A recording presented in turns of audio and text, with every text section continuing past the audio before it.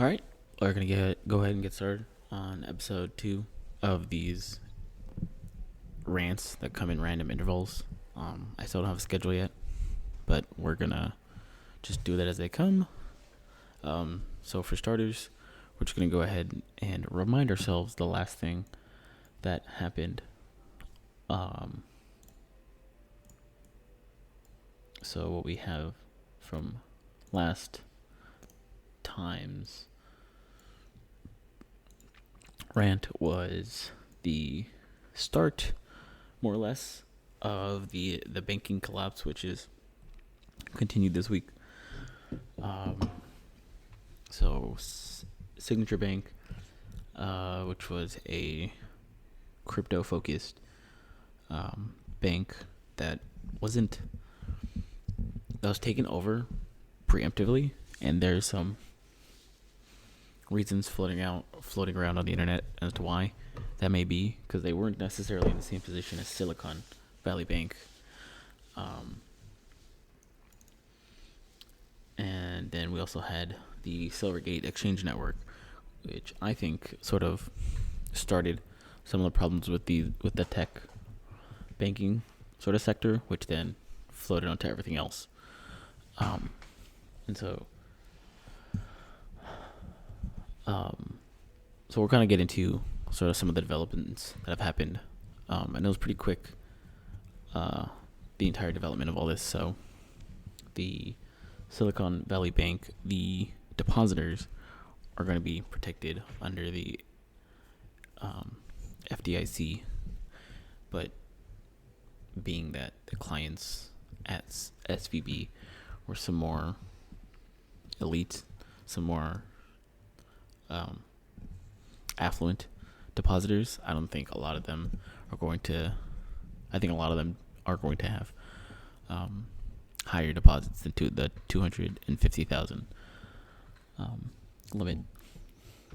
And we've seen, and it's come out that a lot of other banks are at a riskier point, a riskier sort of portfolio.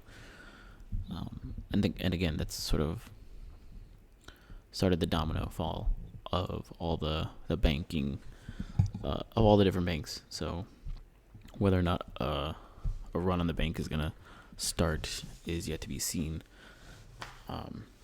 And for whatever your opinion is on the matter, at the end of the day, people who aren't paying attention necessarily, who aren't taking active steps to try and protect themselves from whatever problems may arise from this, are going to be stuck holding the bag, basically. I haven't seen too much updates on this Willow oil project in Alaska. Of course, some climate activists have gone upset. There have been some, I think, we'll get into it. There's been a lawsuit filed against the Biden administration for allowing this to happen. In the beginning of the in the beginning of the presidency, it was promised that there was going to be no new drilling on federal land. And being that what we saw was that the project was supposed to be on a nature reserve, I guess it violated what was said. But we'll get into some of that.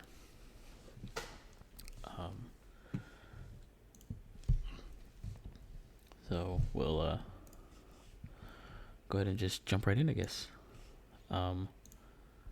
So one of the first things to note is that while the banking collapse is still going on, it's apparent that there's such a narrative being pushed, because the success and keeping the collapse of the banks from happening is a confidence game. And so if people don't believe the banks are going to work, then it kind of all falls apart. So all the dollars that you put into the bank, and then the bank writes them off and lends it out, invests it somewhere, while technically on the books, the bank has assets that are equal to or greater, ideally, than what the depositors put in. It's not always the case that the bank has that cash on hand to give it back to you when you ask for it. So, for like as an easy example, if you put $1,000 into the bank, and that bank then turns around and puts that $1,000 into a stock of X company, that bank still on the books has your $1,000, but it's no longer in cash. It's now in a certificate of a stock of a company. So if you were to ask for your money back, the bank would have to either use the funds gathered from someone else to give to you in the meantime, or be in a position where they can liquidate or sell some other assets to meet their demands to give you back that money. But the problem is, because the banks are working on such a larger scale, in some instances, the things that they do with the money doesn't necessarily isn't as easy to sell off so that they can have the money on hand to give to you. So, and to continue with the example, if the bank has your $1,000 and puts that $1,000 into buying a house, the value of that house typically will go up. Historically, the value of homes goes up. However, if you need, say, $100 back to go grocery shopping or whatever, the bank can't just turn around and sell that house on the spot.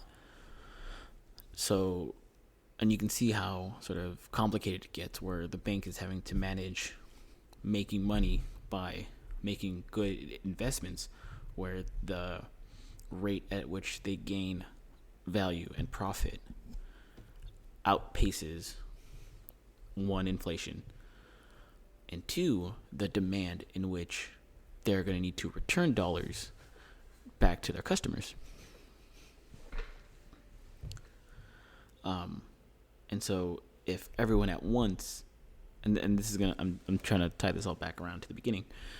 If everyone at once, if everyone at once basically tries to collect their money back, while it is just digits on a screen, digits on a computer, the bank can't necessarily give the money back because it doesn't have it on hand. It has, a certain amount of it in value on the books, but if I'm asking for $100 back, but all the bank has is a bunch of stocks and whatever else it invests in, I don't want that. I want my money back because that's what I'm asking for. That's what I put in. That's what I want back. And that's where we see ourselves at, is that if too many people start rushing to the bank to get their money out because they don't feel that the bank's making good decisions, that they're just losing all their money. And that's definitely been the case with some of these banks, is that they've invested their money, and now these things that they've invested their money in is starting to lose value. And now we have the very real possibility that it all starts to collapse on itself, where too many people are going to go to the bank to get their money, but the bank doesn't have it or enough to meet the requirements for everybody. So this is where the government's had to step in and give the bank the money to give to us. And it's not, the government is not saying that it's a bailout, but for all intents and purposes, it's the government giving us money and making sure that these banks don't go under. And there's an argument on both sides for not letting the banks fail, because it's essentially the center of the economic system we have. And so immediately, as you pull up the New York Times, it's not the first thing on the screen. It's the second, because it's kind of hard to ignore, especially with all the new information coming out. And so specifically, we see that all these banks are essentially, all the things that they've invested their money in is now worth less. They're losing money.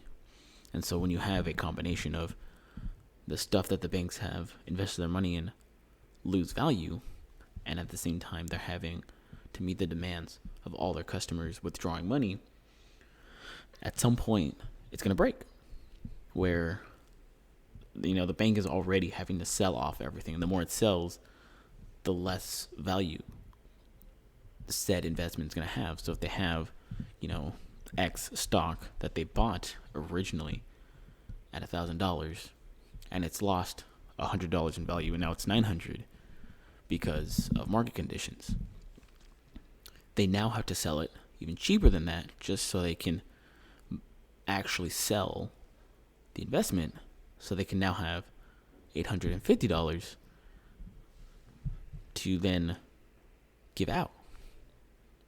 But the problem is now you have a difference of that $150, one, in the loss of value from market conditions, and two, from the more they sell, the less the investments are going to be worth.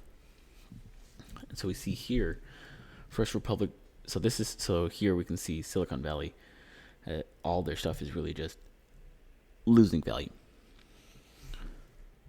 Western starting to go down. First Republic, Pacific Western, Zions. And so here's Signature Bank. I forgot about this.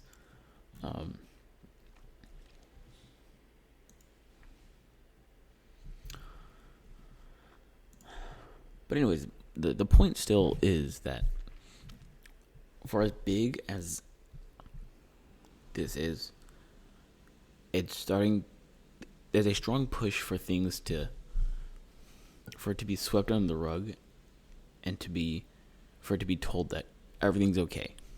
When President Biden had came out and said everything's going to be fine, he's going to make sure everyone has access to their money, it's akin to back during the Great Depression, when President Roosevelt would go on the radio and then just talk to all the American citizens who were listening to the radio, with the purpose of trying to bring peace and stability. Whether or not things were actually okay, to have your leader come out and tell you it's okay, that they got it under control, that the authorities are doing what they're supposed to do, rather than everyone running around like a bunch of chickens with their head cut off. There's a semblance of structure. So again, as we kind of scroll through just the front page of the New York Times, I'm not, at least for the New York Times, I need to create an account or something. You're not going to see much on the banks, but more so everything else, even though at the center of everyone's day-to-day life, where they go to the store and buy something with their bank card or credit card,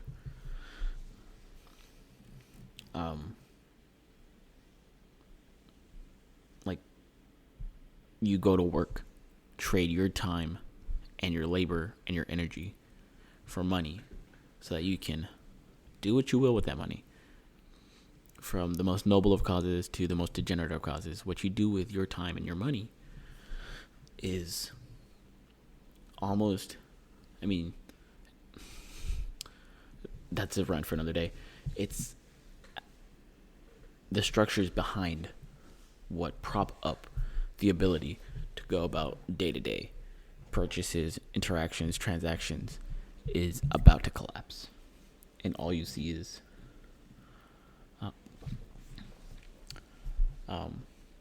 a piece on Iraq 20 years later. One piece to the bank. Trump, of course, making the news again. Overseas, and so on and so forth. So I've had to look up. Here we go. Because the banking crisis is not limited to just the U.S. And this was bound to happen because the same thing again happened in 2008, where the housing market crashed, all the banks went under, similar to what's going on right now, and then it spread overseas. And so now we have UBS, which is, so I'll go ahead and just read the headline.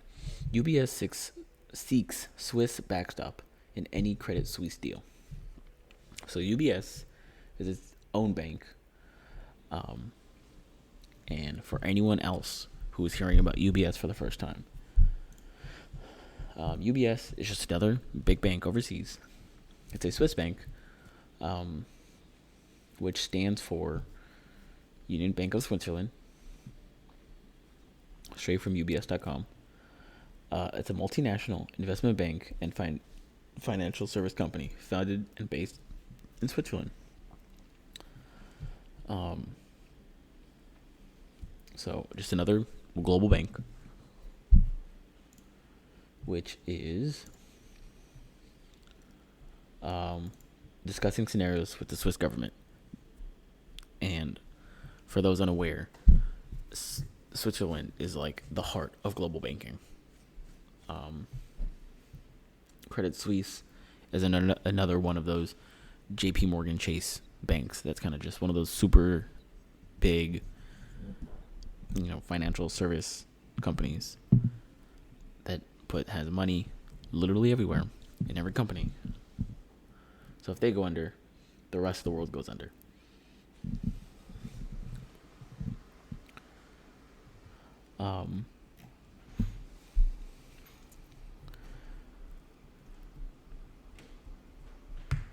So UBS is looking to buy Credit Suisse.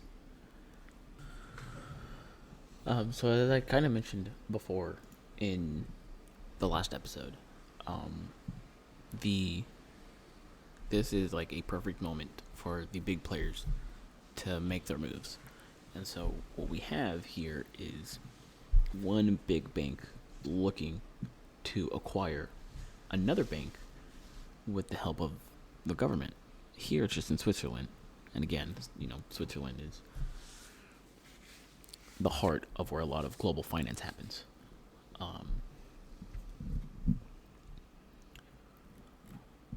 So here, we'll just look at this quick graphic. So the black line indicates Credit Suisse's market cap. So essentially just the value of all the stocks in billions. So you really don't have to be too much of an expert to see that the black line is in a general trend going downwards.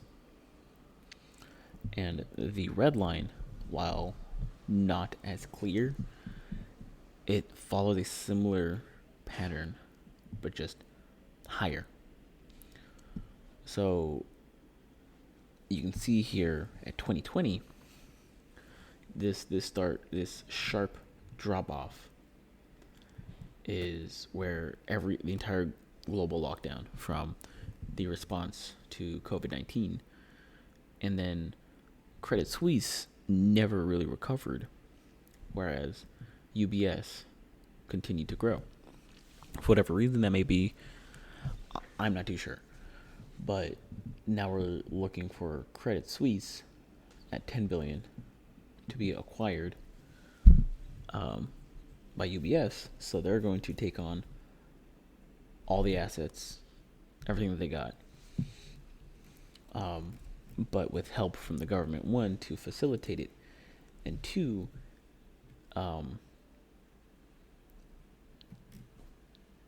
to sort of look out in case anything goes wrong, basically. So the franc to the dollar is, let's look real quick. US dollar to Swiss franc. It's almost on par. 92. $1 is 90.92 Swiss francs. And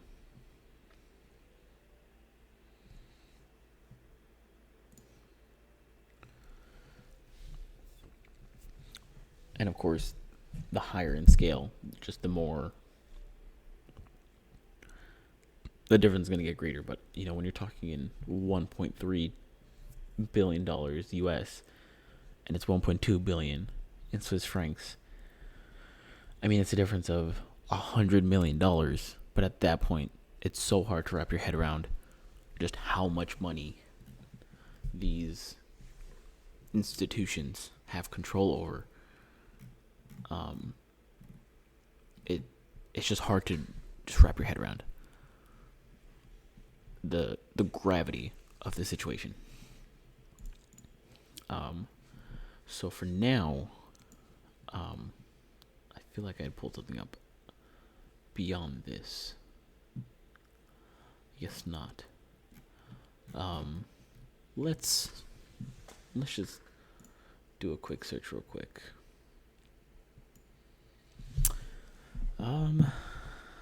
Banking collapse 2023. Let's see what's going on. During March 2023, two large banks in the United States. Let's see, anything else?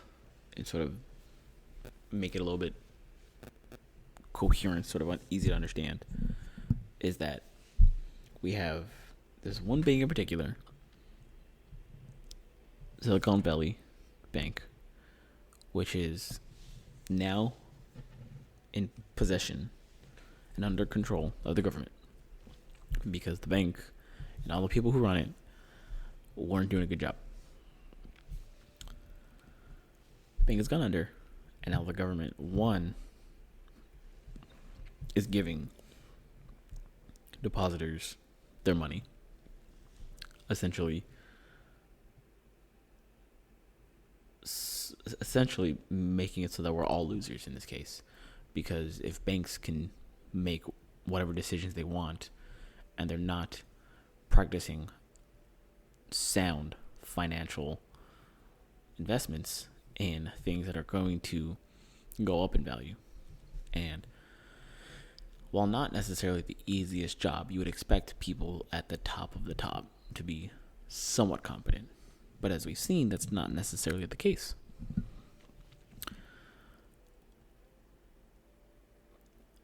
People are going to get their money out of the bank out of fear that the bank is not going to have their money, which only compounds the problem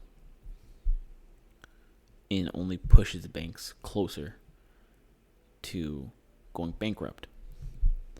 So now we have this game of trying to instill confidence into the banks so that people don't go out and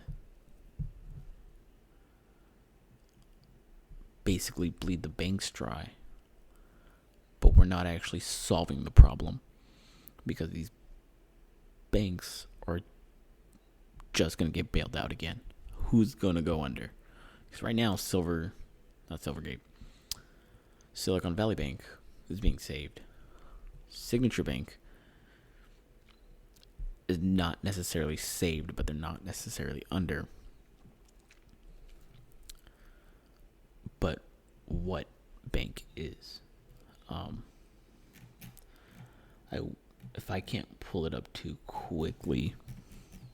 So I've been looking on my phone. I can't seem to find what the graphic specifically was I was talking about. But nonetheless, this has the possibility to spread to every other bank in the country and in the world. And if that happens, then all hell breaks loose, because there's just no access to money, or there's too much money, in which case we're going to see runaway inflation, basically. Because if the banks can do whatever they want with your money, all we're doing basically is working, getting our dollars, putting it into the bank. The bank then takes our money and goes plays games with it, and then the government just prints a bunch of dollars and gives it to us again. And then we're just going to put that money into the bank. The bank's going to continue to just throw that money away, basically, because they have no other incentive. And the cycle is just going to continue. Either that, or the banks collapse. We have no access to the banks, and we find alternative solutions. So Zelle kind of goes out the window because that's owned by the banks. Same thing goes for Venmo and PayPal, I believe. The easiest answer, while not necessarily the most popular answer to everyone who isn't in the know, is cryptocurrency, specifically Bitcoin. Because at the moment, right now, if you currently own Bitcoin, you can send any amount up to all of what you have to someone else directly without the involvement of a bank, of some exchange, or some other third party. And that was kind of the purpose of Bitcoin. And it's interesting to see, once again, so many years later, after the 2008 banking crisis, that we see Bitcoin essentially be here when we didn't have it before. So the case for Bitcoin is evident because the banks are going to fail. Because at the end of the day, we're relying on government, and beyond that, we're relying on someone else for our money, the money we work for. You put in what X amount of hours per day, and at the end of the week, end of the 2 weeks, end of the month, however, whatever interval, you get your check, you get your pay. And if you put it into the bank, you're praying that the bank doesn't go under. And we never really think about that. We never really need to. But now we see that we need to. If you were to just either take your pay in Bitcoin, i.e. at the end of whatever time period, your employer directly sends you Bitcoin and you can go on with your day with that and your whatever means of storage that you have, that is what it's essentially like carrying cash on you. But it's not like a physical, it's not physical, it's digital. And so all you need is a phone, really. And it's not that hard to come by a phone anymore. You don't even, because even if you have a cold storage wallet, a physical piece of hardware, if that gets destroyed, so long as you keep the backup, you can just import your wallet elsewhere and you still have access to your funds. And again, the purpose of Bitcoin and all the things that it comes with was that you can be your own bank.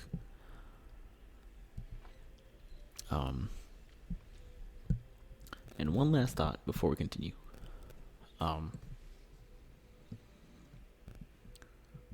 And we'll put this on the Word doc before we continue.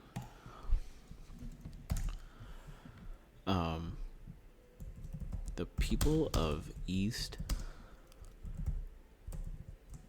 Palestine, hopefully I said this correctly. The people of East Palestine get shafted. Basically, they've completely fallen out of the news cycle. They're like you're not going to see this on social media.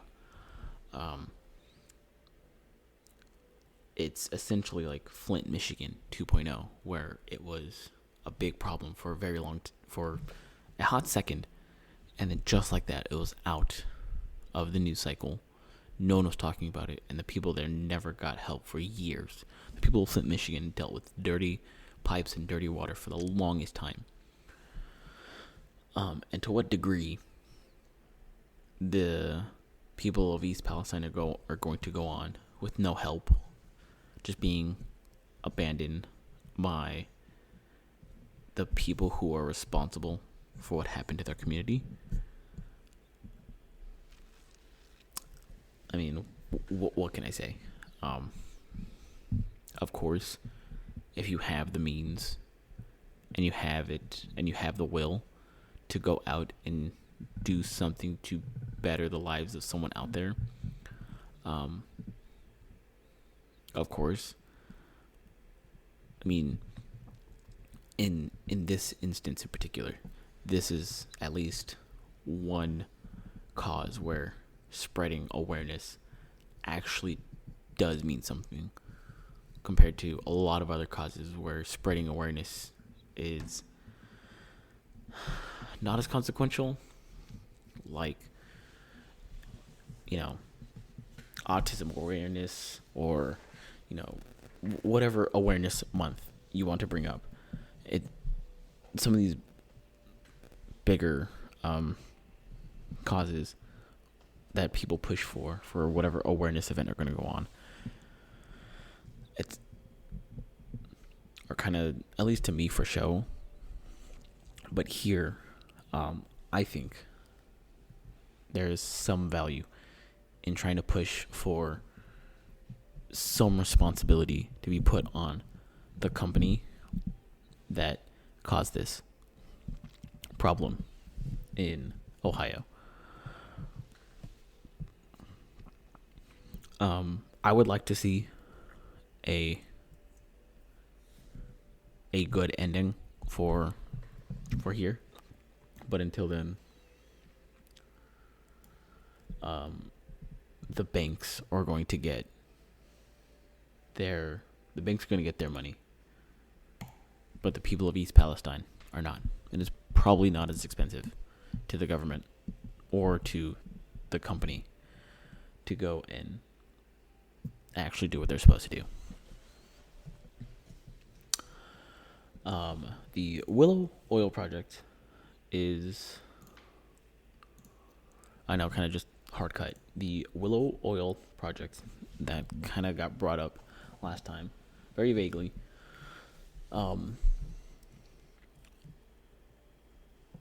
There's immediately a clash. So we have environmental groups that are going to be pressing for a lawsuit.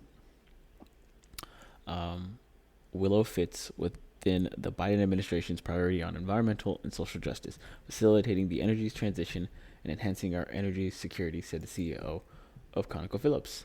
And so what we have here, just right off the rip, is an oil company trying to placate to climate activists.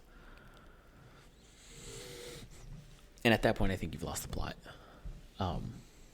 It's not to say that oil companies are like the most evil and ought to just lean into it, but I think the CEO is doing himself a disservice by trying to give some lip service. Of course, he's having to sell this project to the government so that he can make the case of why this is okay, so that he can make some money.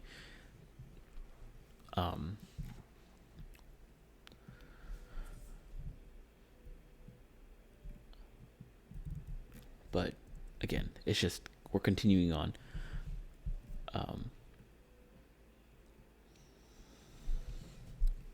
We have higher gas prices than the beginning of 2020.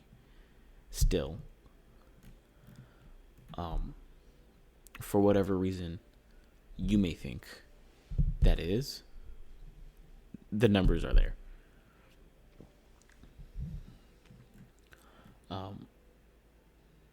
I think it is beneficial to us as a nation in more ways than one to take advantage of Alaska. There's like 4 people up there in the entire state, and there's so much resources that we can gather and use to our benefit.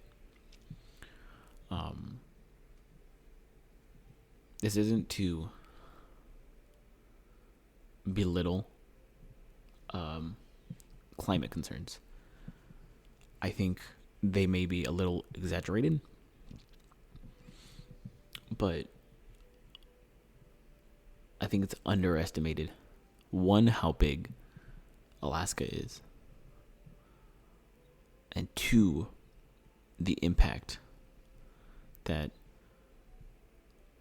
mining and producing minerals, metals, and gas, fuel, whatnot, just gathering the resources from the state.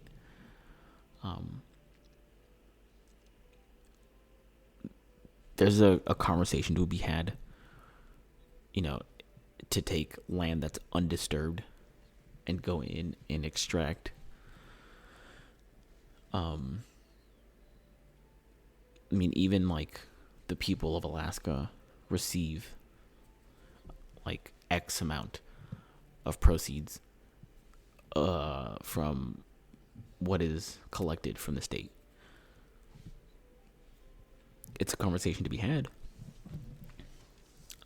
But to just outright say no, we're not going to allow anything to happen in Alaska, I think is immature.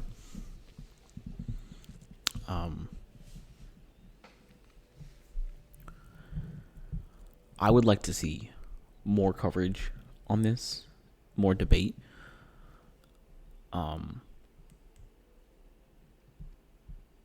But more importantly, whatever steps are taken forward should lead to a better future for everyone. So if this oil company doesn't move forward with this oil project, is it going to put people out of work from the company? If it does, what benefit is there to not doing this? If the oil company does go ahead and have this oil project and start drilling for oil, what impact is it going to have on the land and the people of the surrounding area? Because would it be unforeseeable for an oil company to go drill for oil and then all the surrounding land gets poisoned, or oil spills, oil leaks from the drills, and then whatever runoffs from whatever chemicals and all this? It's going to be a toxic industrial setting. What measures are going to be put in place? And so what is the trade-off? Is it really going to destroy the land? To what degree? But this is a conversation to be had. So we have lawsuits. This project is not fully underway yet, and it's still developing. So I guess I'll put the date here for updated 18 March 23, last update. And then we're going to have here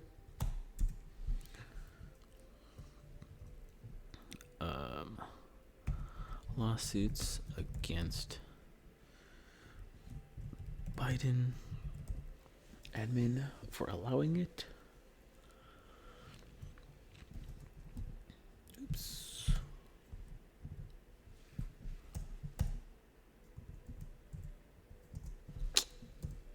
Should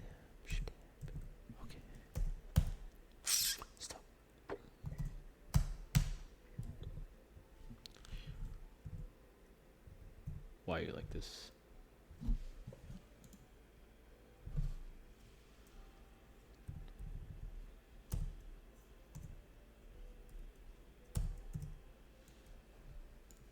Oh my god, this is unnecessary. There we go.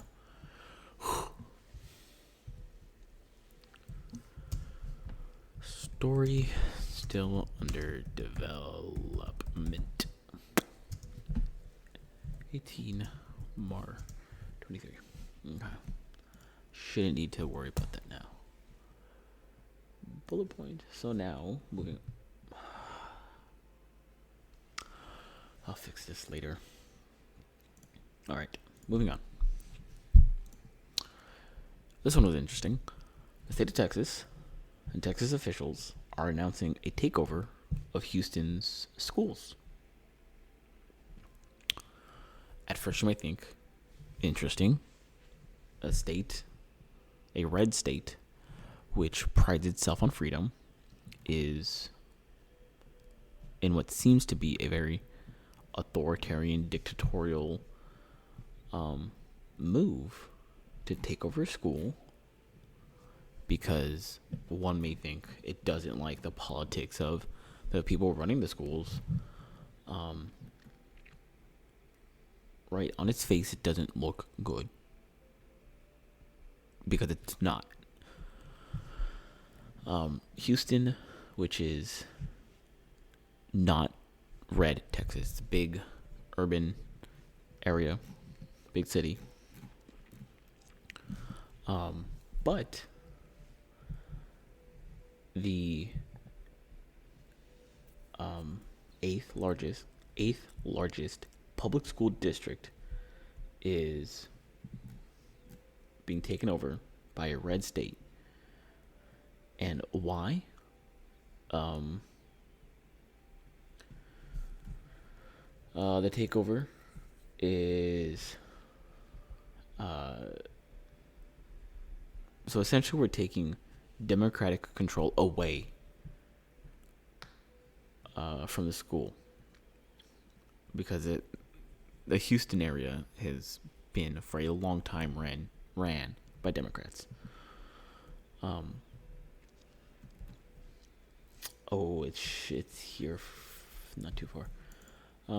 Here it is. The board has failed to improve student outcomes while conducting quote unquote chaotic board meetings marred by infighting, end quote, violating Open Meetings Act and procurement laws. He accused the district of failing to provide proper special education services and violating state and federal laws with its approach to supporting students with disabilities. He cited the 7-year record of poor academic performance at one of the district's roughly 50 high schools, Wheatley High, as well as the performance of several other campuses. The governing body of a school system bears ultimate responsibility of the outcomes of all students. While the current board of trustees has made progress, systemic problems in Houston's ISD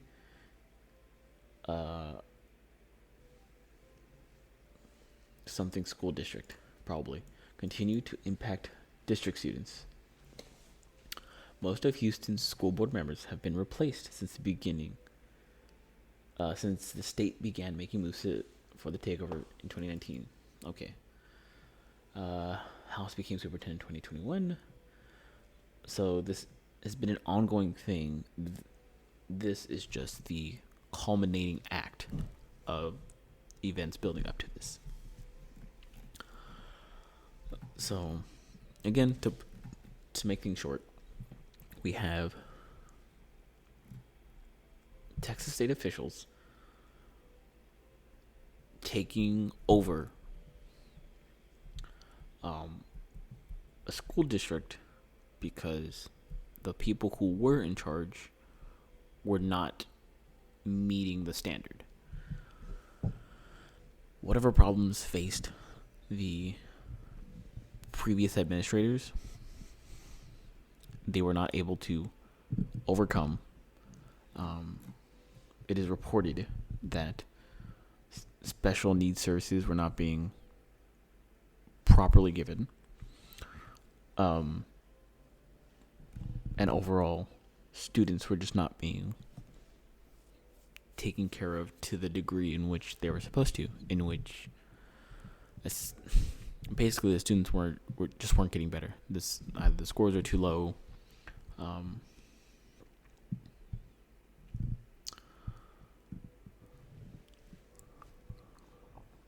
So we'll continue. The Texas started moving to take over the district following allegations of misconduct by school trustees, including inappropriate influence of vendor contracts. Basically, who's gonna have contracts? So, what food company is gonna have the deal with the school to provide food and cleaning services and all the things that a school needs? Who's gonna get that contract? And apparently, there were some games being played. Again, here, chronically low academic scores at this one school in particular, Wheatley High. The district sued to prevent the takeover, but here we go. The district sued to block the takeover, but new education laws subsequently passed by the state legislature, and a January ruling from the Texas Supreme Court allowed the state to take control over the Houston school district.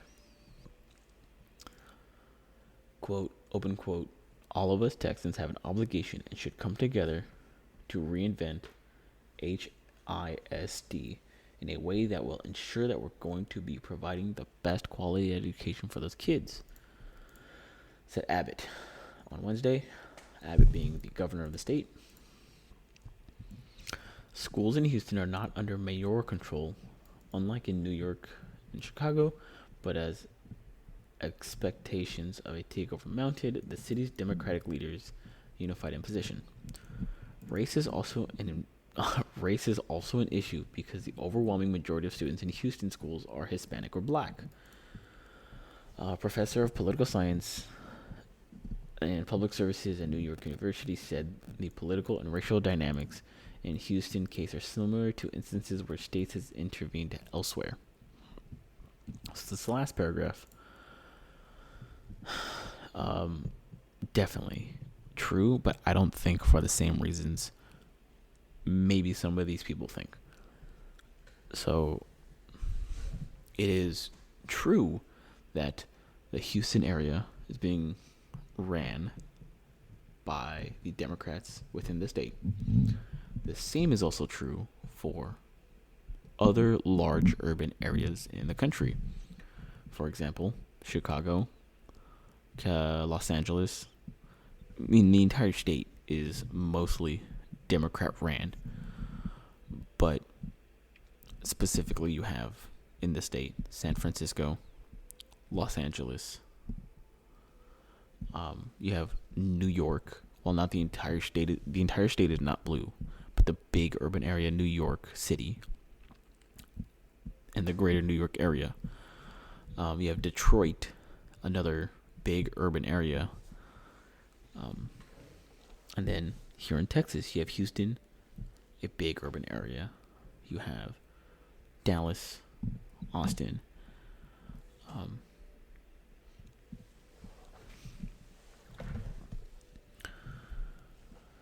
These big areas are historically ran by Democrats for the past couple of decades, but these issues have still been a problem under their control.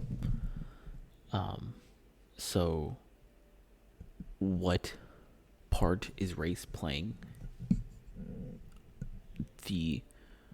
I'm going to assume what the claim is from this political political science and public service professor is that there is that the play here is for a Republican statesmen to come in and take control of Black and Hispanic communities. On the other side of the same coin is for Republican statesmen under the laws passed, which was given the go-ahead by the state Supreme Court, so they have the laws to do it, and the laws are justified. Now they're just executing the laws. And the problem here, the perceived problem, is that it's political in nature, the takeover, where we have fighting factions for control over this area. The area is being represented by Democratic leaders, but is now being taken over, and it seems like an infringement. It seems like an encroachment on space. So if the Houston area wanted Republicans to control the school district and the community, then that's what they would have voted for. That's the underlying framework of the government, is we'll elect people to represent us, and they'll make the decisions on our behalf. However, that is what we're seeing here as the perceived problem, that people whom we did not elect, and we being the people of Houston, the people of Houston did not elect Republicans to come in and take control of the state, but that's what's going on, and that seems to be the uproar here. Now the state as a whole, as a majority, has voted for Republicans, and so the consensus would allow for this, but on a smaller scale, not necessarily. And so whether or not this was the right move or the wrong move, again, is not necessarily black or white. And not in a racial term, but metaphorically, it's not clear as to who's right, who's wrong. So we'll see if there's any developments on this. We'll see if the Houston schools get better or if they get worse. Maybe problems get solved, maybe they don't. But we'll see. So here we go. Oop.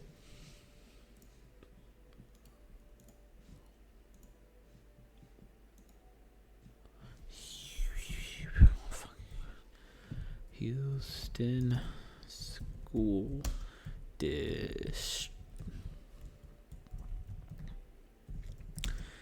taken over by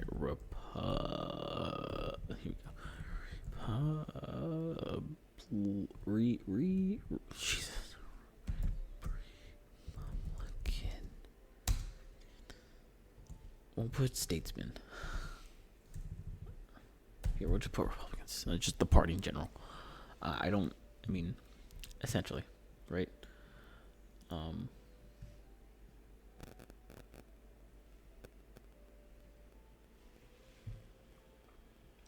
I think I need new headphones. No fail. Here we go. All right.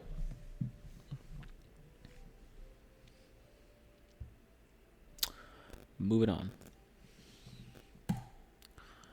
So, it's been over a year since Russia invaded Ukraine. And what I love to see, and I mean this sarcastically, from the Daily Mail, the headline, Putin, 70, is seen limping as he makes surprise visit to Crimea amid claims he is suffering health problems a day after war crimes arrest warrant was issued for the Russian leader. Vladimir Putin is 70 years old and was seen limping as he made a surprise visit to Crimea. On Friday, a war crimes arrest warrant was issued for the Russian leader. Who issued this war crimes arrest warrant. It was it's here somewhere. The International Criminal Court was the one who issued the arrest warrant. Today marks the 9th year anniversary of the illegal annexation of Crimea. So, let's see if we can pull up here we go. Here is the video of the Russian leader limping. Here he is, limping.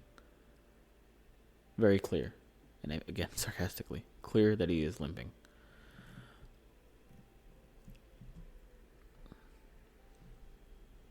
It's not clear that he's limping. But beyond that, I don't think it matters. The dude is 70 years old. Maybe he woke up sore. There's a million and one reasons why a 70-year-old is going to be limping.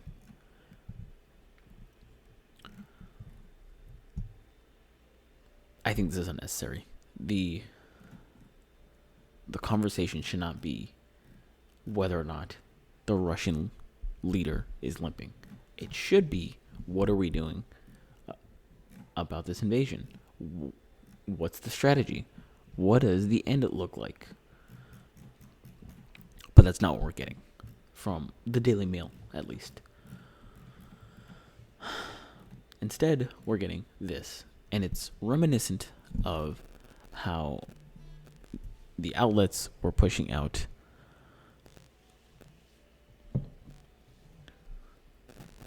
Donald Trump walking weird off a ramp, Donald Trump shaking with his hands, just every single little possible story coming out about the president is unhealthy, the president should step down, the president, stuff like this, when it's a nonsense story. This isn't what we should be worried about. Because this dude could be in a wheelchair and still have the ability to push a button that's going to end the world. Yet we're concerned about him limping. As far as we're all concerned, he's out and walking and healthy enough to make decisions. He's still the leader, and he's still the one making the calls.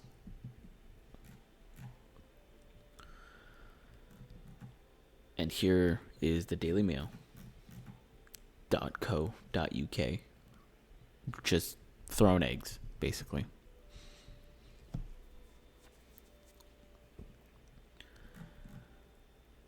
The story isn't the Russian leader is been issued an arrest warrant for war crimes, whether or not, that ought to be the story. Even though, good luck trying to send the world police to come up to the door and arrest Putin with no issues. So, of course, the arrest warrant is more for show. It's a statement. It's more lip service. Because the president's not going to be arrested anytime soon, pending total annihilation of the country, in which case he has no choice but to surrender. I don't see that happening. He is at the age where he'll send the button and go down in history, because he's gonna be in the history books one way or another. And what his legacy will be is yet to be seen. We'll see how this war effort turns out. We're a little over a year in with no end in sight. There's no clear, hey, this is what we're looking for that's reasonable, because so far the only things that have come out from last year is regime change. So the overthrowing of Vladimir Putin. Good luck with that. or the total annihilation of the country and their military abilities. Again, good luck with that. I'm not saying it's impossible. I'm just saying that if it were to happen, it's going to come at a heavy cost. So anyone who is pushing for war from the U.S.,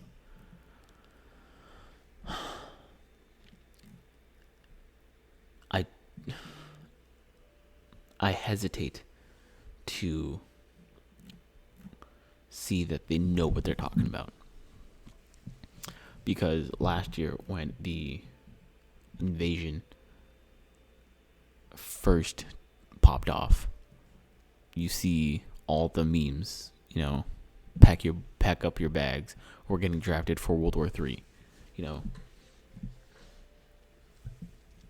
Everyone cheering on, like, go USA, we gotta go fight. And of course, no one's not going to go fight. It's all the people who sign up for the Army, the Navy, and the Marines and whatnot who are going to go fight.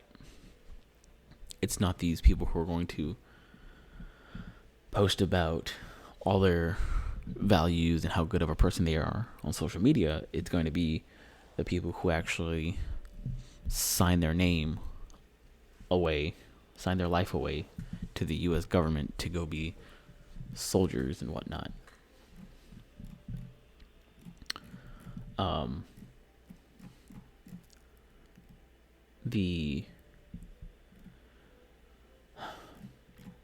The Ukraine-Russian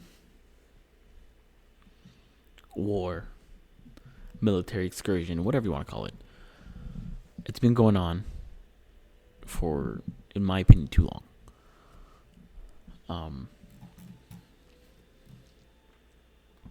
How much longer it's going to take is yet to be seen.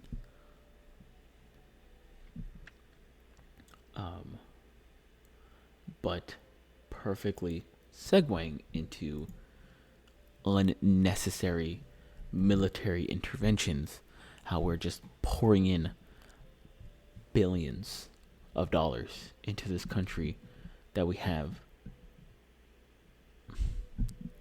that's not in NATO. There's no alliance or agreement in the same way we do with other formal allies.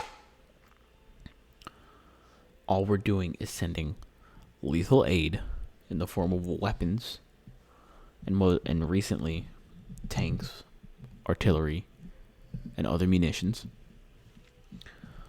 To my understanding, there is no U.S. military presence, so we don't have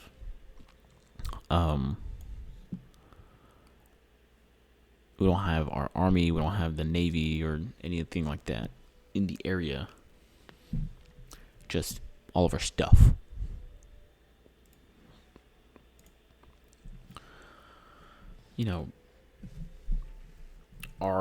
Is there going to be a deployment of military personnel to the country?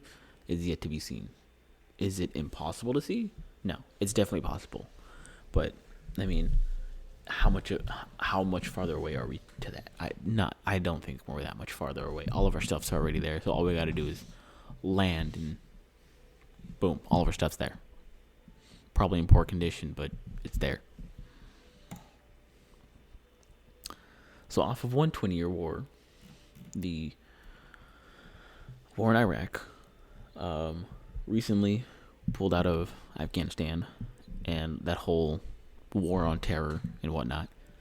And of course, we're jumping right into another one. Possibly, we won't know until it's over what the end is going to be. But at least 20 years from the initial invasion, we have. We'll just go on with the headline: U.S. veterans won justice for burn pit exposure, and the Iraqis were forgotten.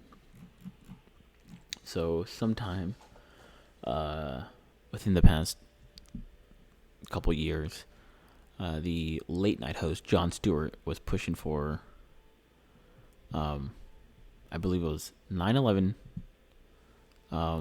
first responders and burn pit victims, unless he was just advocating for 9/11 responders. Whoever pushed at some point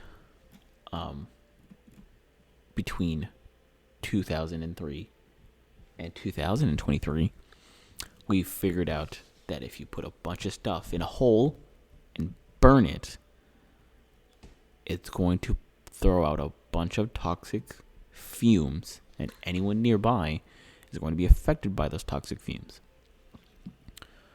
So a lot of soldiers had come down with things like cancer, lung problems, other health issues, and eventually it was taken care of to a degree.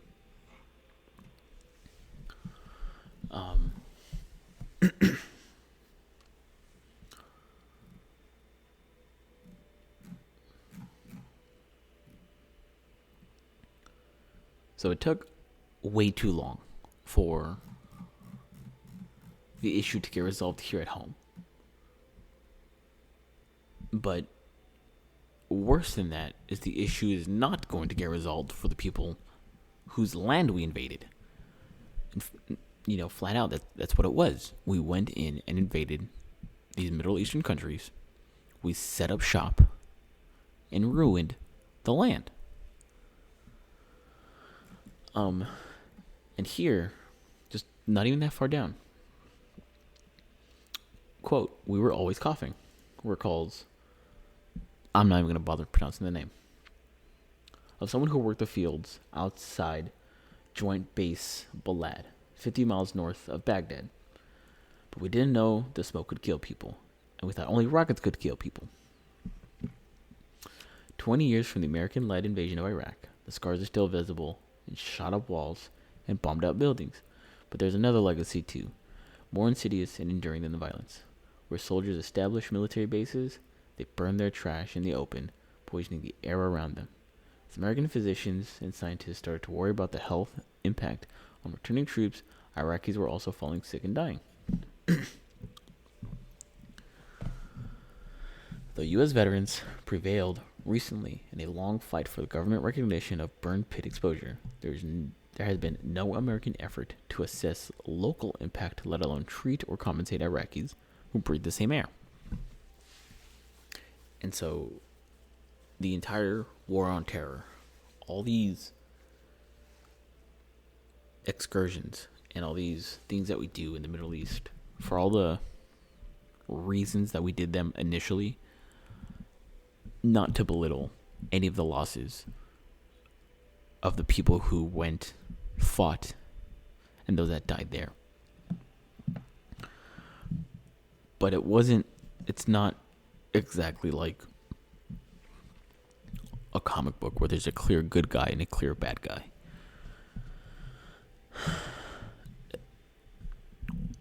There was a initial fear in the air. There was an invasion, and then there was an occupation.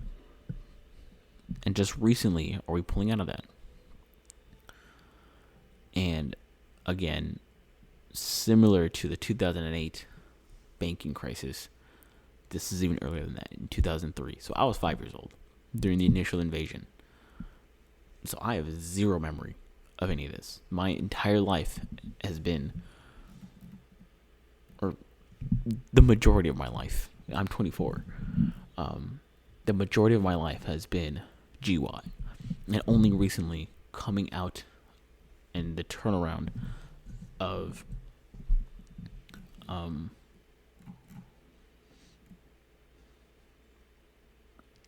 this landscape are we seeing,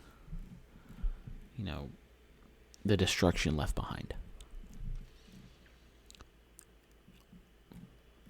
This is just one story, one point on the impact we had, for better, for worse. Um,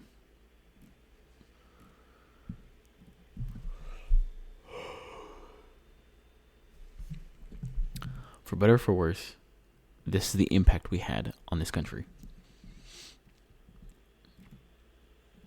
Are we going to make it any better? Are we going to fix the problems? I don't know. But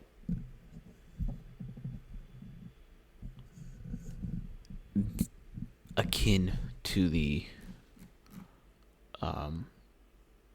train derailment and chemical burnoff in Ohio, there is here in Iraq where we came, burned trash in burn pits, and now all the people who were exposed are currently not being helped. It's only going to cost more to us to fix a problem that we created. And I'm not necessarily opposed to fixing the problem, but again, this is beyond anything a story of a story with a moral story, basically. Like a children's book where you have a story and then at the end there's some moral to the story. At the end of 20 years, what have we gained? What impact have we had? And what have we benefited?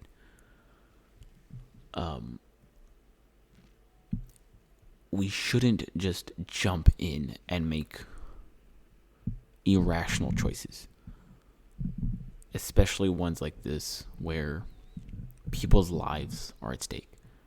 Life, death, or worse, suffering. A life filled with suffering. Because it's easy to see bullet wounds, explosions, but you're not going to see that internal damage that you're just going to live with. And you won't know until it's too late. So, in the future, I hope that we, as a whole, can look back and see what big decisions like this, what consequences they can have, and that we can make the right decision, hopefully. And if we don't, that we can pivot to a better decision. And along the way, fix problems that we cause ourselves. So this was something that I saw that I don't think we'll follow up too much. Maybe years down the road, we'll see something happen where we'll turn around and offer aid, medical aid, to those affected. But how long is that going to take? And then by the time we actually do okay it, who's still around, So here you go. 20 years later, health of Iraqis forgotten about, despite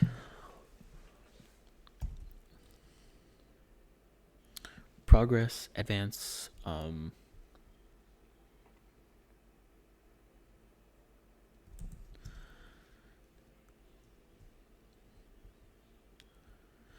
we'll just go progress for veterans health.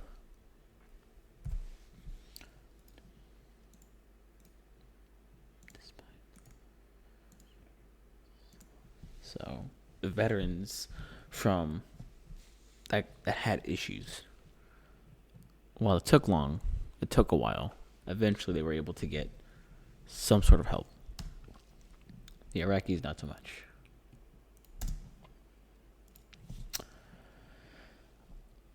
Moving on. We're going to get into, and I don't think for too much longer, Netflix quietly dumps Cyndi Lauper kids show about non-Barry Bison. I don't watch Netflix personally.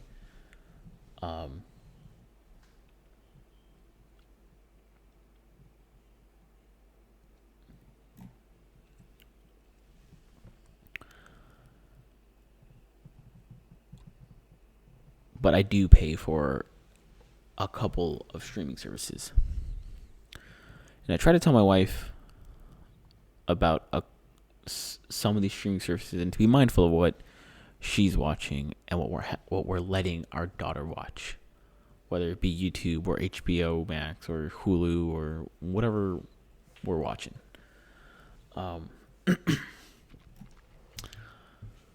We definitely don't use Netflix.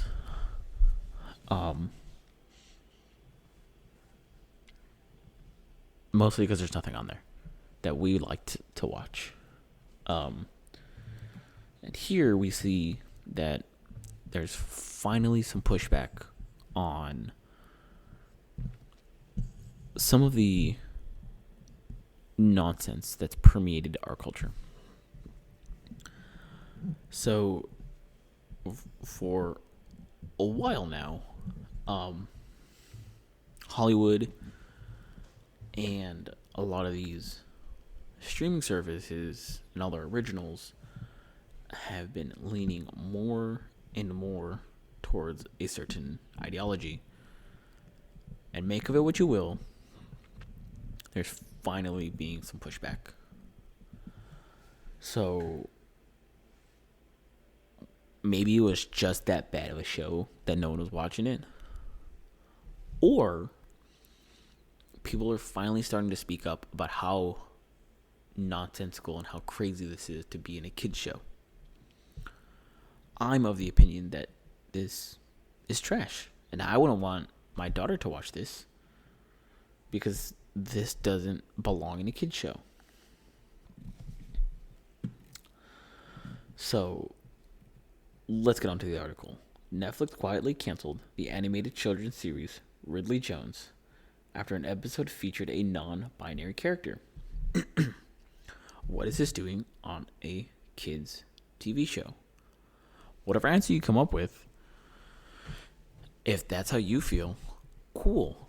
Just know that there's a sufficient enough group of people that don't agree with the sentiment that now Netflix is dropping the show. According to the show's creator, Chris Nee, the series was not given any promotion before its release.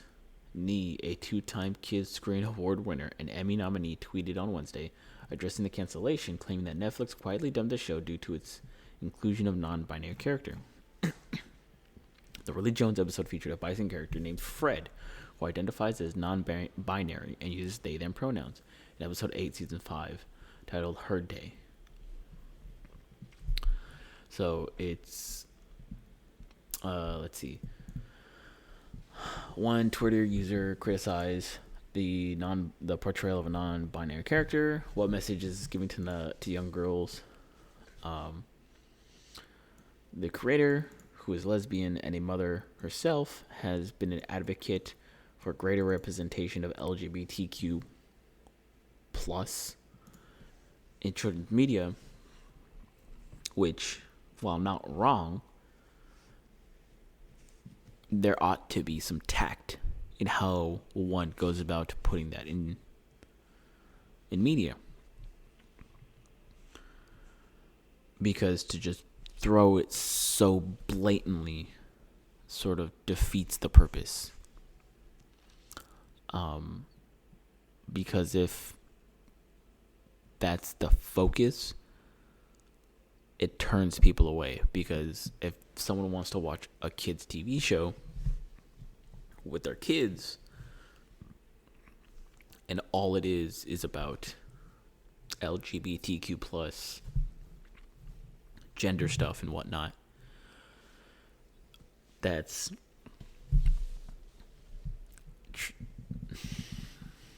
to the degree that's like this, basically, where in this episode you have a bison talking about, I'm a they them, and this is how I want to be, right? It's that's you can't equate that with a little kid that says, I want to be an astronaut, right? You put on the Backyardigans, for those of you that remember that, or Little Einsteins, or man, what is Blue's Clues, because they're redoing that one, right? If there's an episode about going to outer space, and I want to be something, I want to pretend or imagine something that I'm not, right? That's different from, hey, I'm going to identify myself as this, and no one, right? There's no parents that's going to push back on anything LGBTQ plus. But now we finally are, right? Parents are finally getting fed up with this.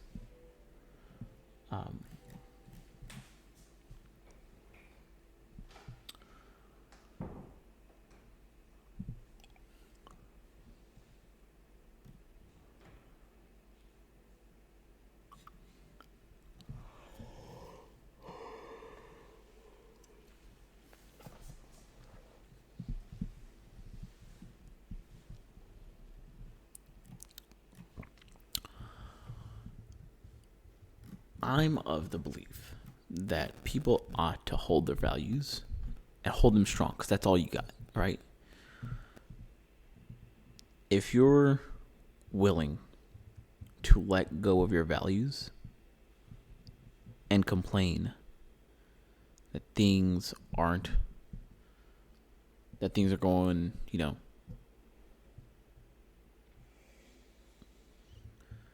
that, what does this world come to? But all you do is not speak up when you can. You ought to bear some blame for yourself. So like, example. If you don't like, damn, there's a fucking mosquito. If you don't like Netflix and what they're doing, cancel your Netflix. And of course, easier said than done, right? What are you gonna subscribe to? What are you gonna watch? There are some alternatives, while not popular, not the, not every streaming service has as large of a library as Netflix. But in the end, if you're okay with what's the new show, Ridley Jones, can you really complain if your kids watching this and this is what they're being exposed to? Or can you turn it off, right? And say something like, hey, what is this, right?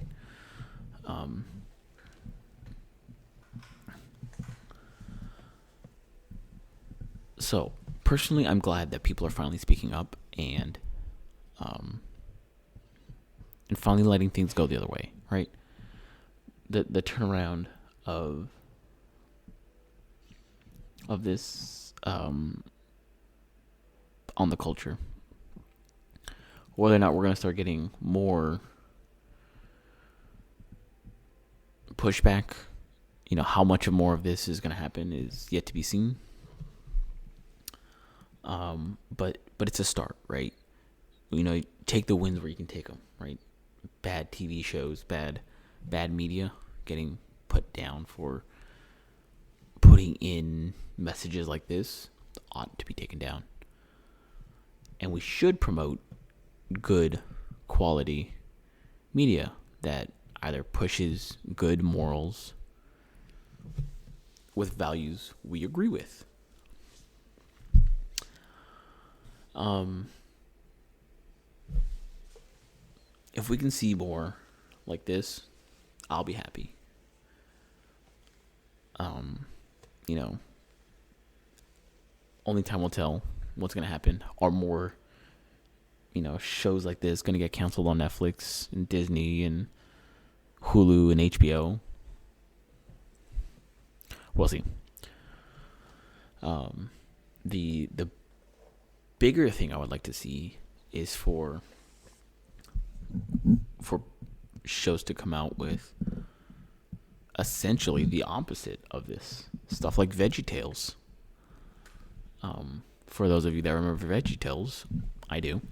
I thought VeggieTales was neat, and at the time, as a little kid, the idea of having religion in your cartoons, like, it's essentially like the opposite of this, right? Not everyone's gonna like having religion in their cartoons, but if that's something you value, if that's something you want your kids to watch, that's something you ought to promote.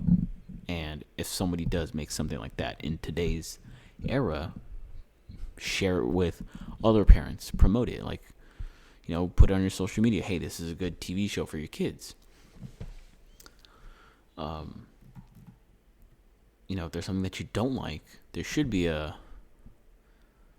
screenshot. What is this disgusting stuff? Or it doesn't even have to be that vile. It could literally just be like a screenshot, like, wouldn't recommend for my kids, something like that. It's a matter of speaking to your values, right?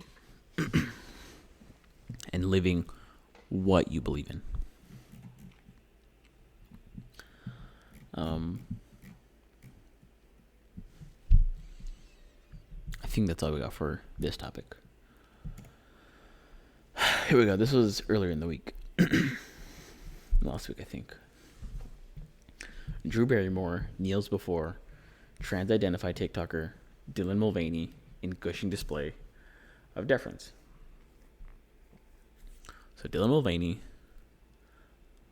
apparently, I'm not on TikTok, but my wife gets this stuff, and this is all over the news, right? It's kind of hard to miss. This individual went to the White House on behalf of women to speak on women's issues, was given a spot on a tampon commercial, and has been promoted as the face for females on a lot of these high-profile shows. The issue a lot of people have is that this individual is biologically male, still looks like a male, and is presenting physically male still, right? One instance is Dylan Mulvaney trying to normalize the bulge, except males have a bulge due to their genitalia in their pants, the way it sits in the clothes. Females don't, in the same sense. So how are you going to be a female and normalize a bulge, right? It's not, because you're not a female. Dylan Mulvaney is biologically a male.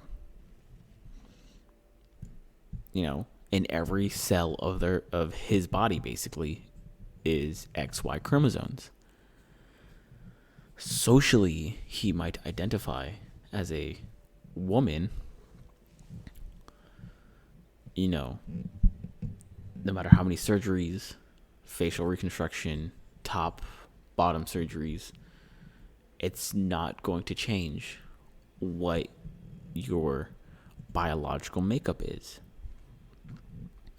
Unless we can go ahead and change every cell in the body to be XX, to be female, Dylan Mulvaney is going to be a male.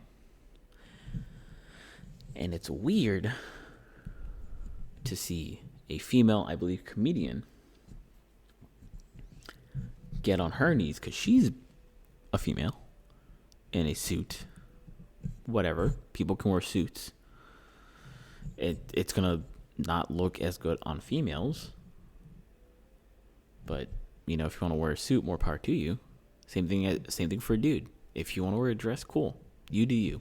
Just don't expect me to treat you the way you want to be treated. You can't force me to.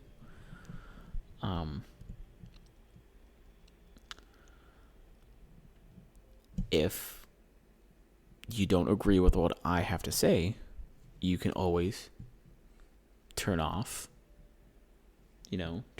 Click away. But Dylan Mulvaney is a male in a dress, and the amount of attention that this person's getting it's outstanding, and it's going to be a wild ride when Dylan Mulvaney is no longer the spotlight. And what is he going to do to try and garner that attention back? Because it's almost like a drug, right? Once you're at the top of the mountain, it's only going to be downhill, and you're just going to be chasing that high, right? So, from last week, Dylan Mulvaney appeared on Drew Barrymore's show, just talking about his story, encouraging parents of so-called trans kids to support their confused children in their belief that they are members of the opposite sex. And this is getting interesting because Dylan Mulvaney is an adult. And it's one thing as an adult to do whatever you want in your own life. By all means, do what you want. Just don't expect me to play along, and don't expect me to be nice to you. It's your life. You live yours, and I'll live mine. I do not want to associate with people like this. I will give basic human decency, right? But I will steer clear of someone like Dylan Mulvaney. That's not to say that all trans people are wrong. But, this person in particular, I don't think is real, right? How weird has Dylan Mulvaney's adventure been in a year to have a tampon advertisement with no place to put the tampon for use, right? Like, what use does a male have for a tampon other than, like, you get shot in the arm, and so you use a tampon to plug the hole and stop the bleeding, right? Because there's no other hole that a male can put a tampon in to soak up blood. And then for Dylan Mulvaney to go to the White House and speak on behalf of women and, women's struggles, despite not growing up as one,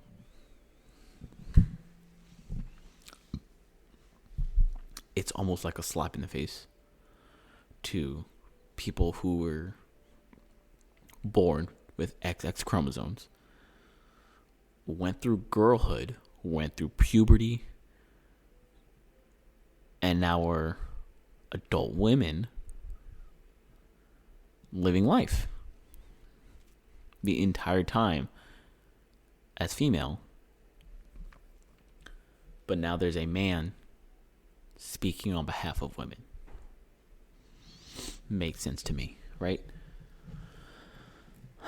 So Dylan Mulvaney kind of just going over his life on and now pushing this idea or encouraging parents to push this idea on their kids. And that's a whole conversation we'll get to on another date. But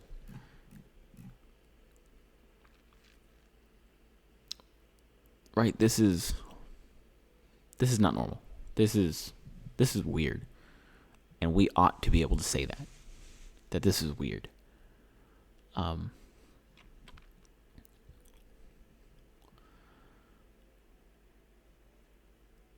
Are enough people going to say that?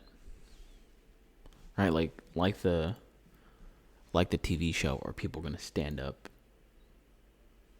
It's not much to say. That's weird. I'm not going to follow that person, right? I don't think what they're doing is right. I don't want to associate with that person. Something like that, right? Not much. Right? I think it was last week, commentator Matt Walsh had put out a piece where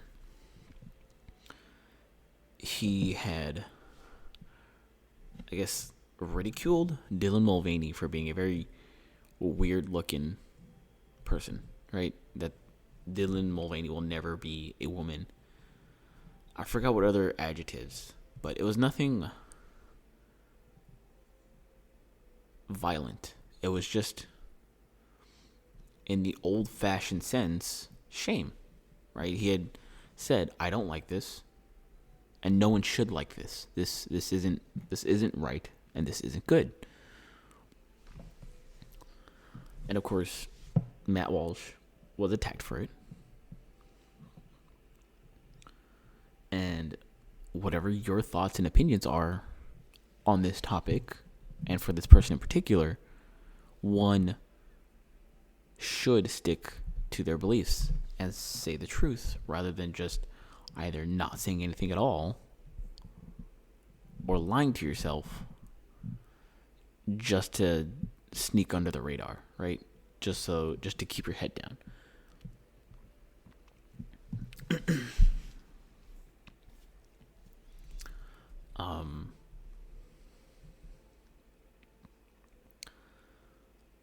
Right? An ongoing theme that I think people aren't being true to themselves in speaking their mind to themselves,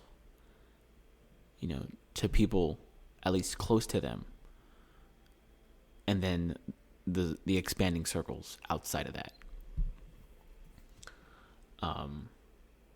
So right, spouse to spouse, do you communicate about what you see on your social media, on TV, right? Do you talk about these things, or is it day to day just nonsense conversations about how your day went, and right, the usual at the office?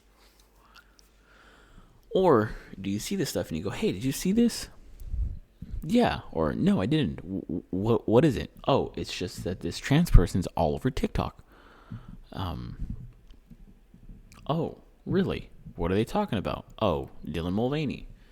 "Oh, well, that's a dude," right? And then, no, I think he's weird. I think he's ugly, or whatever. But long story short, right?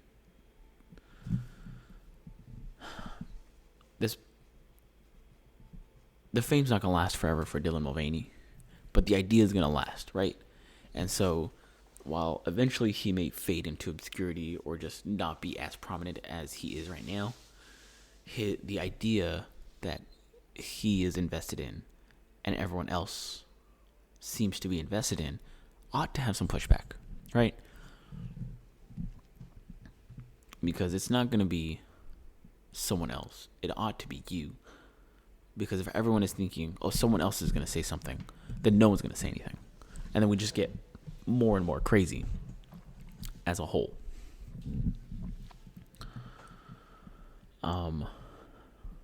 But there's bound to be more conversations about this, right?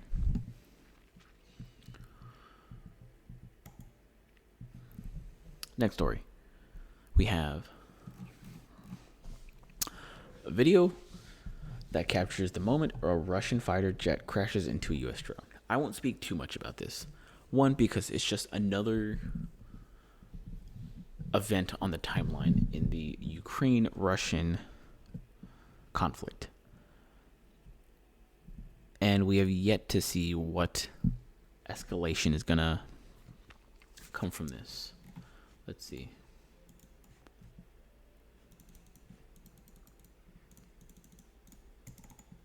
No.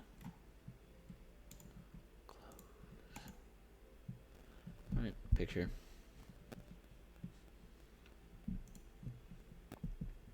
Picture. Cool, right?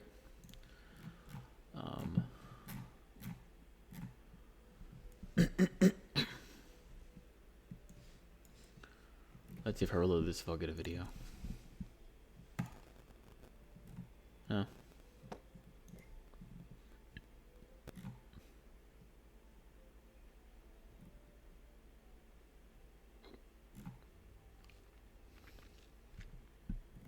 Oh well. But anyways, again, like I said, I'm not going to speak too much. It's just more back and forth. But we have a U.S. drone being shot down, or I guess crashed into, right?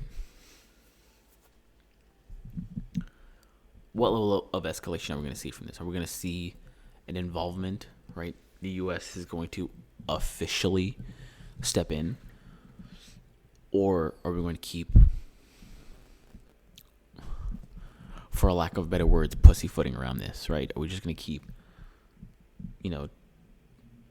pretending like we're not actually involved, right? At one point are we going to have the Air Force send in some fighter jets and have a bunch of paratroopers jump out of some planes and land on the front lines in Kyiv, Ukraine, or whatever, on the eastern front of Ukraine, and just go fight, right? Like, this is what I was talking about from earlier. We're just inching closer and closer and closer to more involvement, and it's like we're asking for it at this point, right? Leadership is just asking to be involved, because we basically already are. We've given so much money, so much equipment, so much resources to Ukraine that it essentially is NATO versus Russia, right? Russia doesn't see this as Ukraine versus Russia. In this conflict, it's essentially the rest of the world, the Western world against Russia, and we're pushing Russia into the arms of China, and we're gonna have the number one superpower, the U.S., versus the number 2 and number 3 superpower, Russia and China. And whether or not we want those odds, that's what we're going to get if we keep doing this. So, like I said, I won't speak too much more. It's just another event that happened. What developments are going to come from this is yet to be seen. And the last story I want to get into is San Francisco. Boy, what a city. The heart and soul of this progressive wave of politics. San Francisco leaders show early support for $5 million reparation payments for eligible black residents. I'm not going to say anything original in here, in case you haven't seen it yet. There's a list of qualifying things you must meet in order to get your reparations, but California was never a slave state, right? If anything, California had problems with Mexican immigrants, Chinese immigrants, right? But they're not going to be getting reparations. As a matter of fact, they're going to be paying for these reparations. They're going to be paying black people. Right, so qualifying black residents are going to receive $5 million and the ability to pay less than $1 for a house. From CNN. Right, this story is making national news, right? And from all the stories we talked about, what's being put on national news and what isn't. And the one thing we talked about was the East Palestine issue, right? That's not even being talked about. There's not even like a proposal, right? Even if it's not going to go through,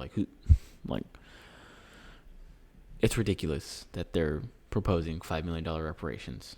Even if it doesn't go through, cool, whatever. They tried, at least. You don't even have that on national news for Ohio. But here in San Francisco, we're getting national news coverage. So now in the year of our Lord, 2023, black people are going to get their reparations. They're going to get their 40 acres and a mule, right?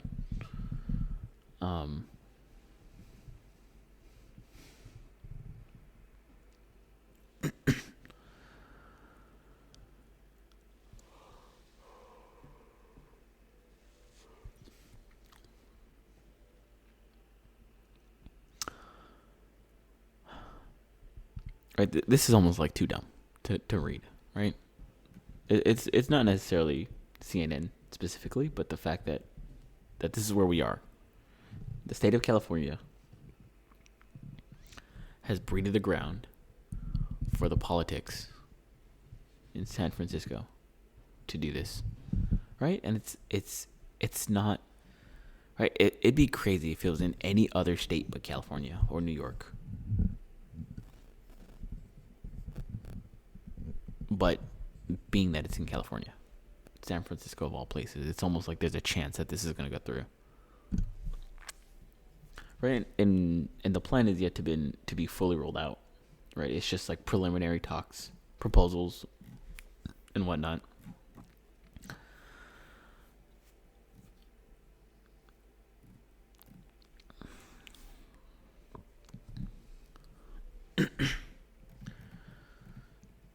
Right. Now we're going to start speaking in hypotheticals. Is this going to fix the actual quote-unquote racist problem that we have in the U.S.? Of course not. Is this going to harm black people?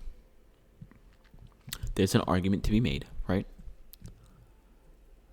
That all we're doing is making life harder for the residents of San Francisco, of all races: white, black, Hispanic, non-Hispanic, Asian.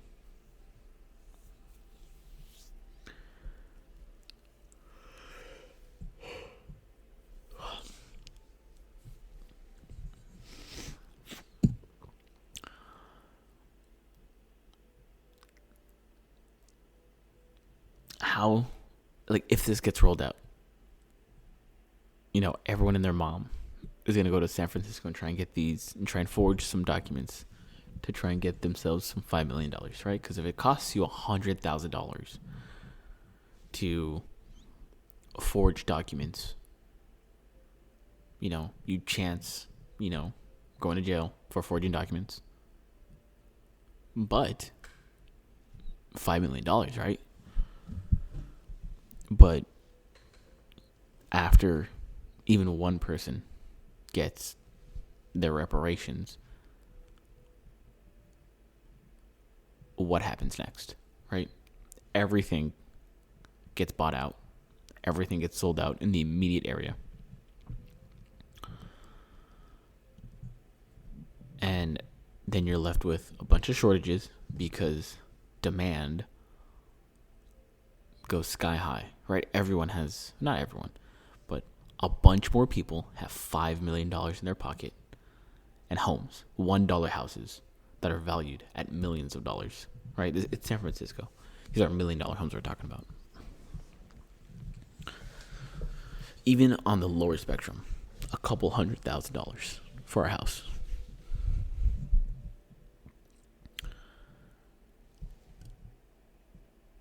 So we have a flood of money go into the economy, into the immediate economy, And then as that spreads out, right, all the local stores are going to be bought out.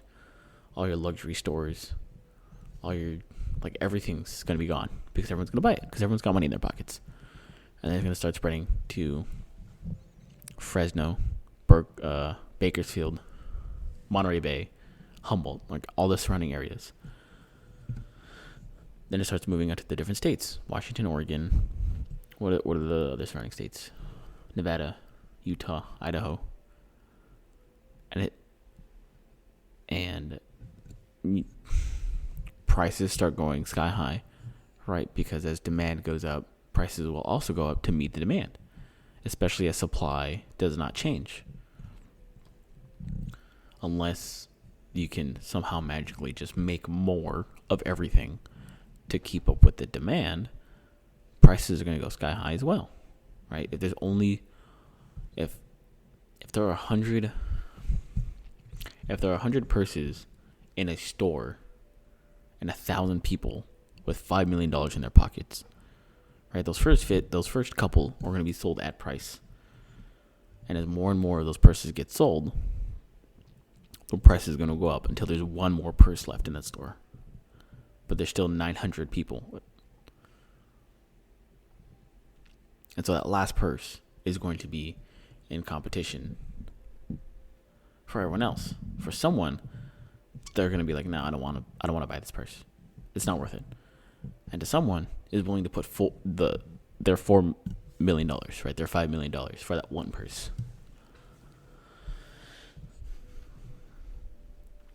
And it's going to be like that with all the stuff in the area.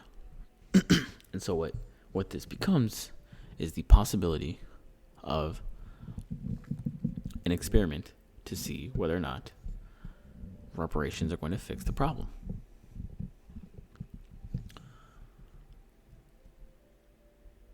It's one thing to say, let San Francisco burn. Let them do it.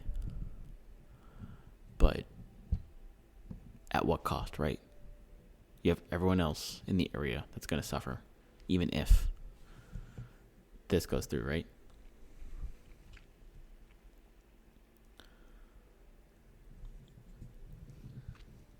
So this is something we'll keep a monitor on to see how this is going to go. So from sanfrancisco.gov,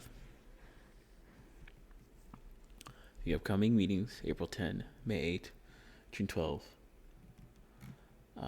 No events, but for anyone curious, here's who's on the committee. Right, some of these look like Facebook photos, right? Somebody ripped it right off of Facebook. Right, LinkedIn photos. Someone ripped their stuff right off of Instagram, right? Some of these look professional, some of these don't look that professional. Right, this is all public information. Right, it's on sanfrancisco.gov. If you want to get in contact, if you want to email, if you want to be informed on what's going on.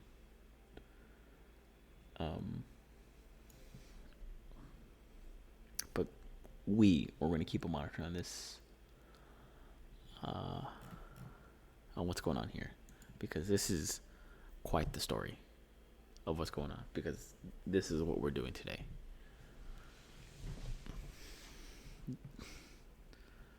You keep doing you, San Francisco. You keep doing you.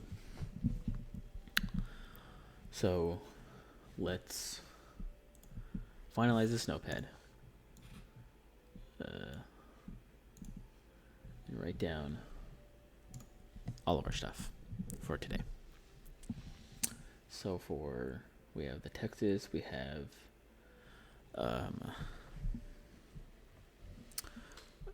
Putin's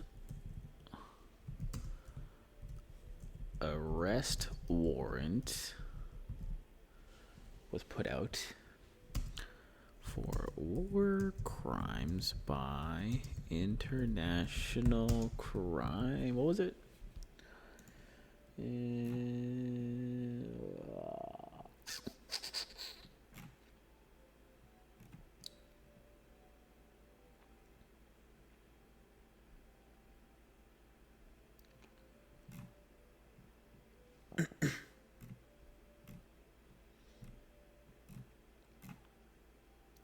International Criminal Court. Okay, cool.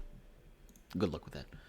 International Crime Court, right? It's gonna have to be some super undercover operation with a whole bunch of Navy SEALs or something to go in and arrest the man, right? This dude is surrounded by security. He ain't going nowhere without no security because he knows he's wanted, right? This is not his first arrest warrant, probably. This is not the first time he's been wanted. God, like this is where we are, huh? I mean, I guess if you want to make things formal, this is what you do, right? But it's a little ridiculous to think that this is where we're at, right? We're gonna issue an arrest warrant, and then we're gonna knock on Putin's door at his house and be like, "Hey, we have your a warrant for your arrest," and it's gonna go down like a typical episode of Cops. Right, that's an episode I'd like to see. What's next? Oh, here we go. That's right. Netflix dumps weird. What do I want to call this? Weird fucking kid show about non-binary bison. Right? Like, it was a cartoon because it had bison, right? Bison are rare animals that are not seen anymore, right? That would have been enough fiction, but to go ahead and throw in all this nonsense, like that's too much. Like, you couldn't just make it a kid show about go play with your friends, be nice, right? It had to be about I want to identify as non-binary, they, them. Right?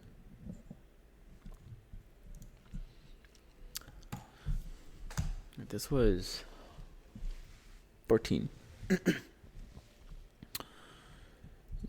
Drew Barrymore.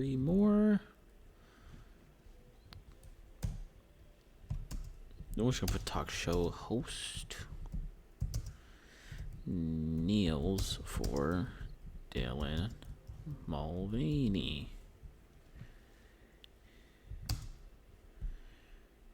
Trans TikToker, I guess.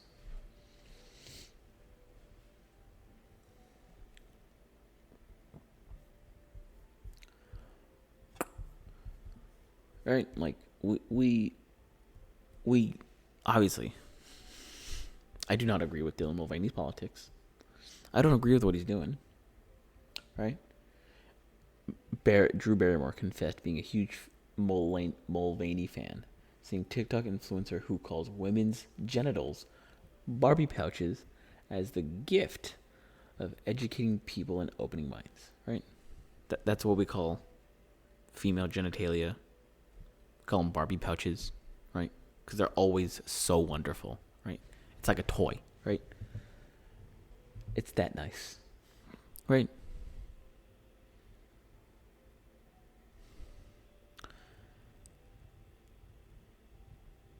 It used to be common knowledge that being a woman was difficult, that the struggles of womanhood were real.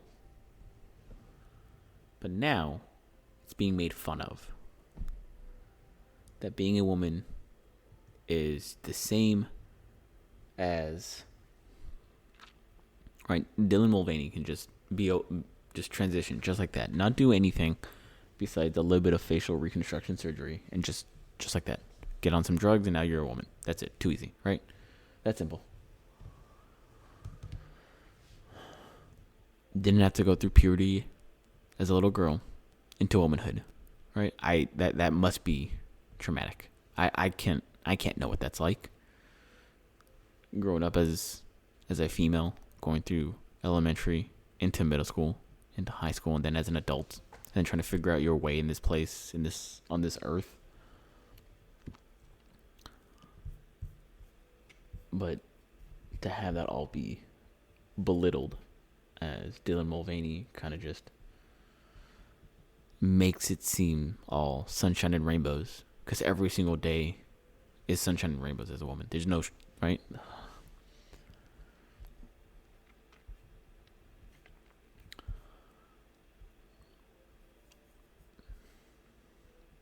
All right, what else do we have? We had, this was 14 March. 14 Mar 23. We have Russian jet crashes, I guess if we're going to be specific. You know what? We're not going to get that specific. Russian jet destroys U.S. drone. Right? Are we asking for war? Probably. Are we going to get war with Russia? Probably. When? That's the question. When? Not if, but when.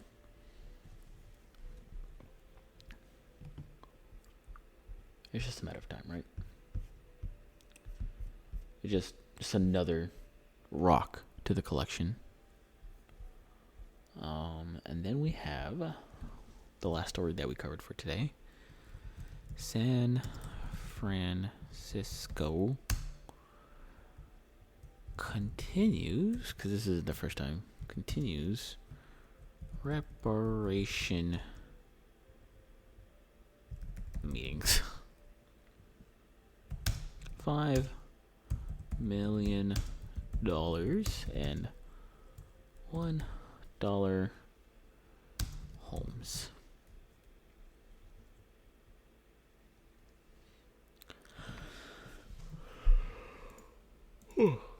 Damn.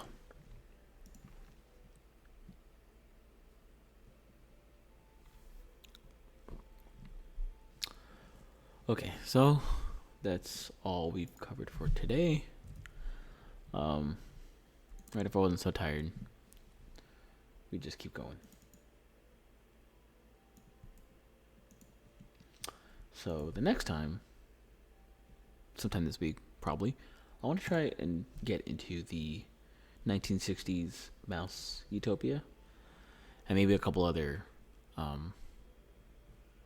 social science sort of experiments that we'll get into that might help guide our thinking into what's going on today. Right, because this was done in the 60s, but the findings are still true today, and that's going to be applicable to many things. So, you know, that's what we got for next time. But until next time,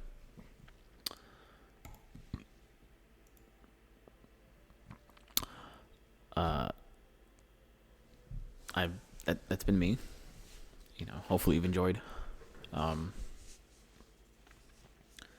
I don't know how frequent I'm going to do this, but if you've enjoyed, if you're still here watching, thanks. Feel free to let me know what you think. If you agree, disagree, what your thoughts are. I'm more than willing to address ideas and comments in future rants and videos. Right. The whole point of having this document is so we can come back to previous events and ideas and talk about them. Still no update on when I'm going to be having guests come out. I still got to figure out how I'm going to do that. Hopefully the structures seemed a little bit better. I did a little bit of reading beforehand just so that I wasn't going in too blind. Still, I mean, you're going to see that there's no script. So it's still going to be a little bit disorganized, a little bit more kind of off the cuff, but these are, my thoughts, my opinions. And I'm just trying to be as authentic and as truthful as I can be. But if you enjoyed, do what you can to support. I'm just gonna keep doing this for myself, for me. But yeah, thanks for sticking around, and I'll see you next time.